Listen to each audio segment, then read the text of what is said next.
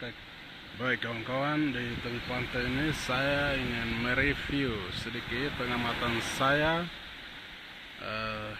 tentang kemiskinan dan keterbelakangan yang terjadi di tanah Papua.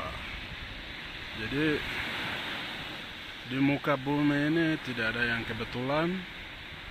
Segala sesuatu yang ditabur itulah yang dituai.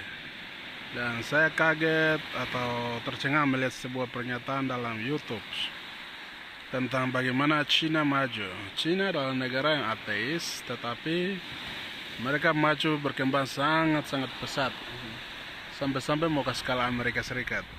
Kemajuan mereka ini, kita sebagai orang beragama di tanah Papua mengira bahwa kita lebih karena kita mempercayai Tuhan, tetapi kepercayaan kita kepada Tuhan itu harus diimbangi atau terpancar melalui perbuatan kita. Sementara Cina yang ateis, mereka memancarkan perbuatan-perbuatan yang seharusnya dilakukan oleh orang percaya. Atau katakanlah Jepang yang tidak Kristen, tetapi mereka maju sekali.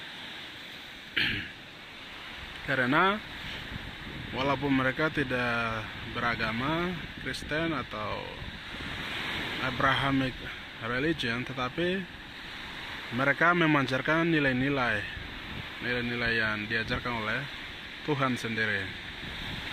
Dan nilai-nilai yang terpenting dan pokok adalah kejujuran, kebenaran.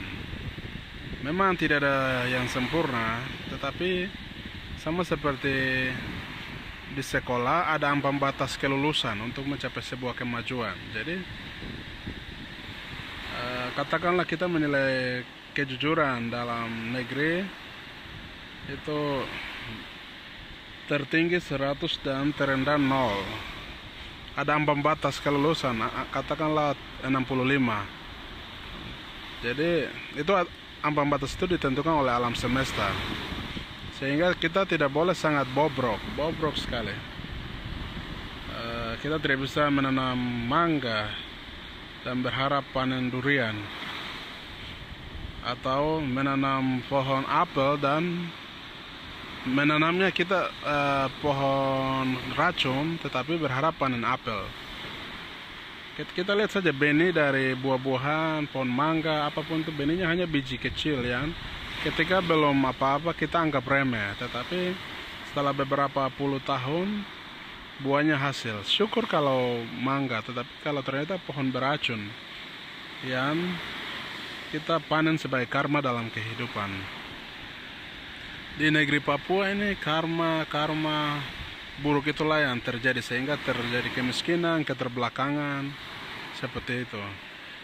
Dan bibit-bibit yang kita tanam di tanah Papua setelah saya amati beberapa tahun ini adalah ketidakjujuran dan kebenaran. Kita sangat suka menzalimi orang lain, mengorbankan saudara sendiri.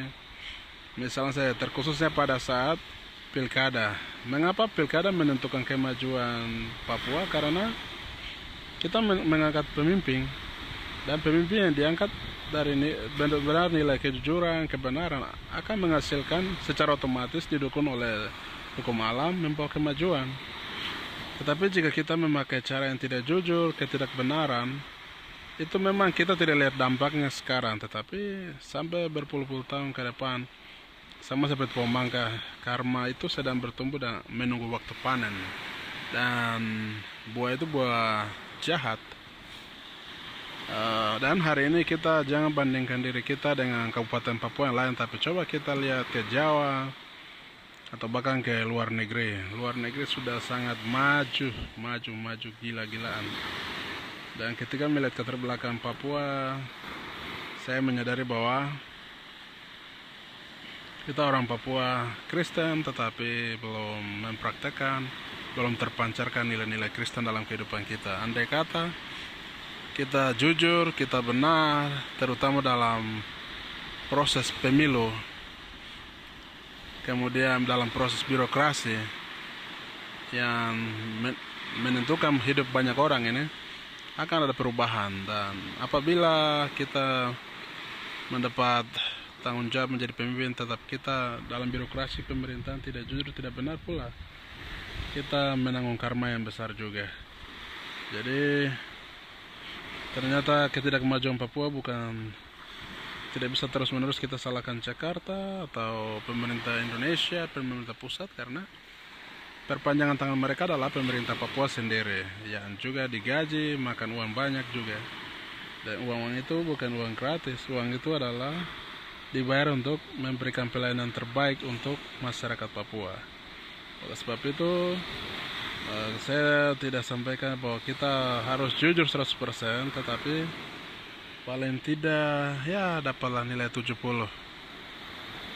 Dengan kita mendapat 70 pun Papua sudah bisa maju. Mungkin begitu dari saya. Sejauh mata memandang, hidup kita hanya seperti uap air pendek saja. Hanya untuk menikmati pendek itu kita menghancurkan ribuan tahun generasi ke depan. Sayang sekali. Kira-kira kapan Papua berubah, entahlah.